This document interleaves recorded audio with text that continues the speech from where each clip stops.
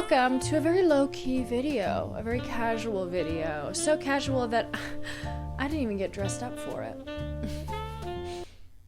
No, but seriously, this is going to be a very low-key video. This is a video that I find to be really successful for me and hopefully inspiring for you. This is the list of books or the genres or the ideas that I want to tackle in fall. Fall is the optimal time to read here in my hemisphere. Those cold nights are creeping in. A sweatshirt is now required. So I want to talk about the books that I want to read in fall. I have a couple of different categories that I want to get into, so let's just get into them. Let's start with the book that I am currently reading, which is kind of like a fallish book. I guess this will kick off the fiction section. The general fiction that I want to read is We Burn Daylight, a novel by Brett Anthony Johnston, I should say. This I just started. It's pretty easy to read so far. From my understanding, this is all about two star-crossed lovers in Waco, Texas in 1993. If you're familiar with anything happening in Waco, Texas in 1993, you would be familiar with the Branch Davidians, which was a cult, which unfortunately came to a head with an FBI raid. Lots of people lost their lives. Very notorious cult. This is, I imagine, kind of like a Romeo and Juliet adjacent story. Two young lovers. One is the son of a sheriff, and the other is the daughter of a woman who is heavily immersed in the cult. This is told through kind of fragmented stories. It's broken down into different character narrations and then kind of zips forward ahead to a podcast that is detailing the effects of the 1993 raid, I'm assuming. I'm enjoying it so far. I think it'll be a good introduction into reading kind of lengthier books for fall time. You know you love it. All right, the next book that I have is by an author who I've been meaning to get into. I haven't read the book that she's most famous for, but everybody that has read it loves it. The author that I'm talking about is Jacqueline Harpman.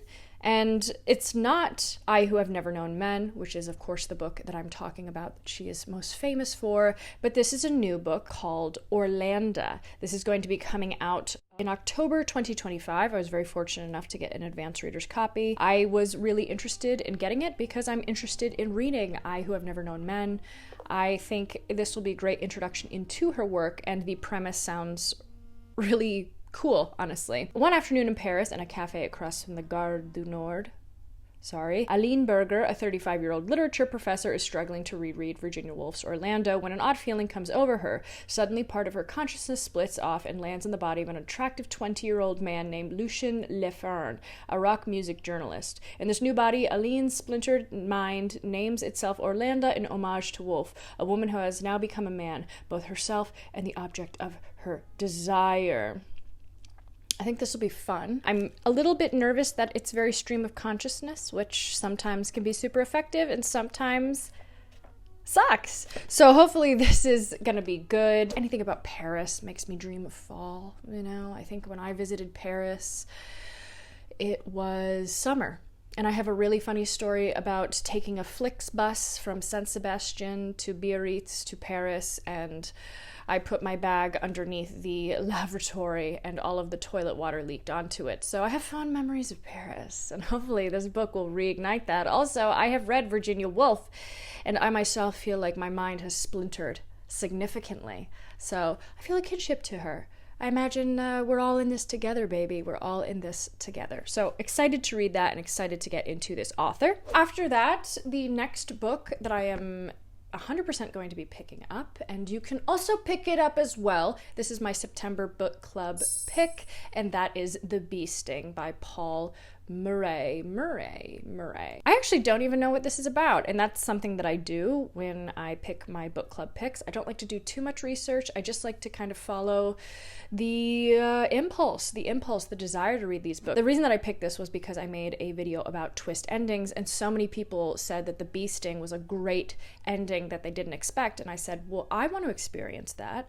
I want to experience an ending that just kind of comes out of nowhere. I really actually don't know what this is about, so I'll put a blurb up of what it's about. I know that it's by an Irish author, and it's actually a lot longer than I thought. It's about 625 pages, but my impression is that it's a Zoom book. This book also made it onto the list of books that people loved in 2024 when I made that video talking about the general consensus, the idea of books that we loved. So I'm excited to get into that one. I think that's going to be a really fun community read. We just read Annie John by Jamaica Kincaid, and I think we all kind of had a little bit of an emotional response when we read that book. At least I did. I saw so many parallels of my childhood with that book. So I'm hoping that this kind of does the same thing.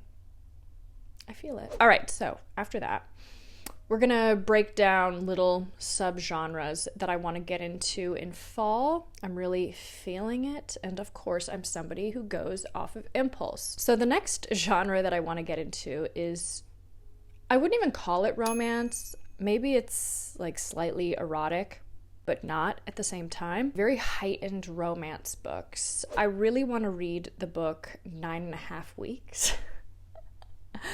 Now, the reason that I want to read this book is because I love this podcast. It's called You Must Remember This, and it's all about cinema, old Hollywood, significant times in Hollywood history, and the podcaster, she has a great section about 80s erotica, and of course she talks about 9.5 Weeks. 9.5 Weeks, I only knew as a movie.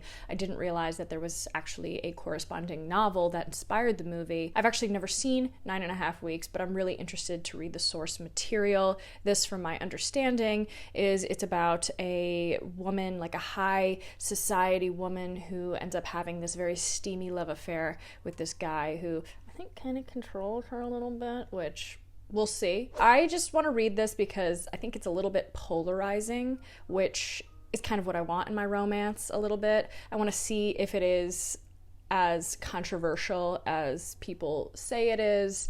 I just want to read that. It's also very short, and I feel like right now in the fall, I'm feeling incredibly nostalgic, and there's nothing that makes me feel more nostalgic than reading a book that probably would have piqued my interest when I was like 22 or 23, so I can't wait to go down that path. And in response to 9.5 Weeks, I just discovered a book called Intimacy, which also turned into a movie with Mark Rylance. This book, they say, is like the English response to 9.5 Weeks, and this is all about an affair. This is all about a man and a woman who engage in this almost anonymous affair. They really have no telling details about themselves, and it's all about the apprehension to really move forward and divulge information about who you are to this person that you're finding so much satisfaction in. Again, I think this is a polarizing novel a little bit, and there's nothing that makes me more intrigued to want to read that than some people loving it and some people hating it. I think that's a great way to go down the romance route. Why not? Also,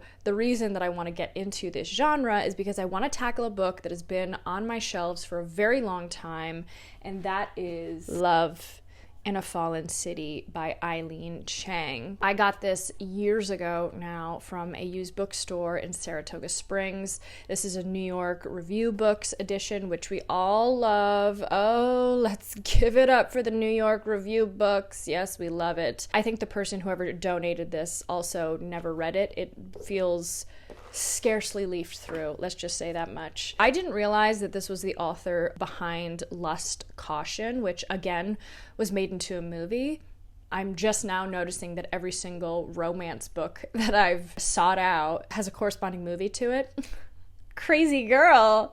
Love a visual. Lust, Caution came out in 2007, I believe, and I remember reading Entertainment Weeklies about how aghast everybody was at how explicit that movie was, and if my girl was the inspiration for that, I can't wait to read her. This is broken up into, I think, 3 stories, maybe 4, all about love.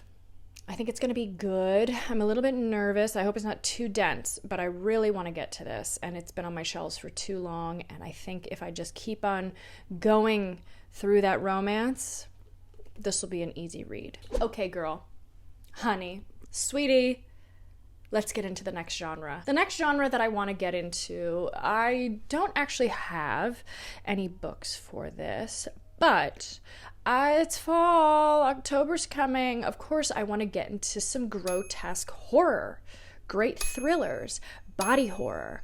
I want to feel it all. I love body horror. I just realized that that's something about me that I really love. I do. I'm so interested and keen to know if you have any books that you suggest. The only thing I don't know, there's like the book Hog. I don't think I want to read that book. I don't think I want to. But other than that, I'm good. I've read a lot of Dennis Cooper. I love that. I just want to read something so weird and stimulating, maybe for the bad. I just want to read something that's so different. I want to just break everything up. I think the best way to do that is to read horror, thriller, anything. I'm almost tempted to read House of Leaves. I'm not entirely sure if I'm ready for it yet. Maybe that'll be a book club pick. Maybe. But I want to know your recommendations for great horror, really scary, disgusting books. I know I have videos talking about disgusting books, startling books, but I want to know any new ones that come to mind for you. Drop them in the comments. It's the time of year to read it, and I want to get into it. Sue me. I also feel like this will probably be the time to read an additional Jack Skelly book. I've talked about him on the channel before. He's kind of in that same vein of astonishing, shocking, but I think I'm going to get a little bit of that odd writing coming through this, and this is Myth Lab, Theories of Plastic Love. But anything weird, offbeat, a little avant-garde, that's what I want to read as far as like horror and thriller. Give it to me, baby. Give it to me, baby. I want it. And then, of course, we have to get into some nonfiction, right? I love to be reading some nonfiction in the fall time. Sue me. Sue me. Sorry. I think it might be time to read The Cigarette by Sarah Milov. I've had this again for years, but I feel newly invigorated to read this book, and that is because I am currently finishing Empire of Pain by Patrick Radden Keefe. I'm on the last hour on my audiobook, and I have never felt so much rage toward a singular family. Oh my God, if you don't know what that book is about, it is about the Sackler family, who were the founding family behind OxyContin, also marketed Valium. It's really great to just see how the extent that people go to just feed greed, and the ways in which people would try to dig themselves out of something that they see as not participating in. We're not at fault for this at all. Surely it's not our fault that we've addicted millions of people. Couldn't be us. Let me just retreat to my Park Avenue apartment. You hate them, and it's such a just blistering expose, and I love it. I love it. It crashed and burned their entire family name, which in essence was all that they cared about. Anyway, to piggyback off of that, I wanted to read The Cigarette, which I think is going to be a similar sort of text, something that's exploring the tobacco industry.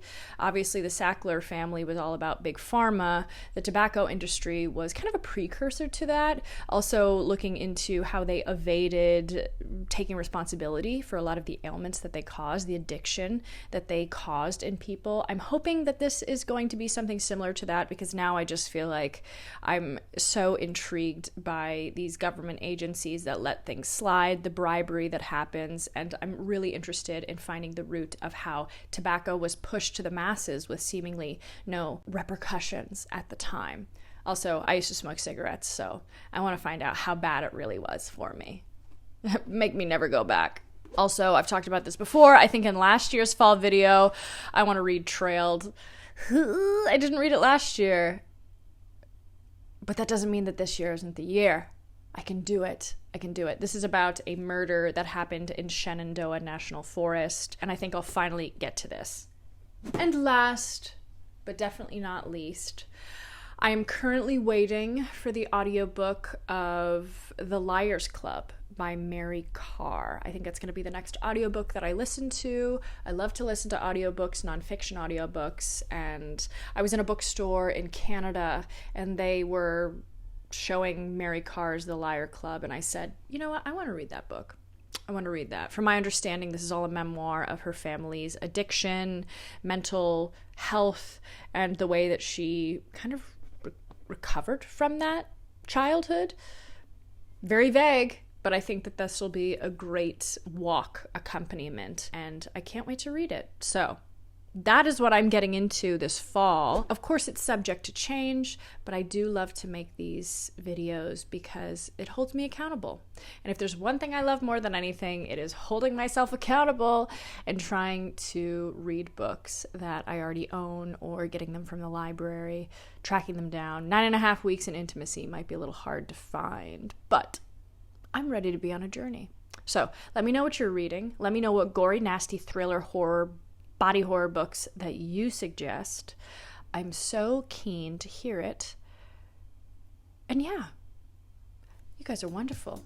You're fabulous. Thank you so much for being here. I will see you in the next one. Don't be afraid of the skirt. Don't be afraid of the skirt. I'm actually hiding somebody in here. They've been so quiet this whole time. So good.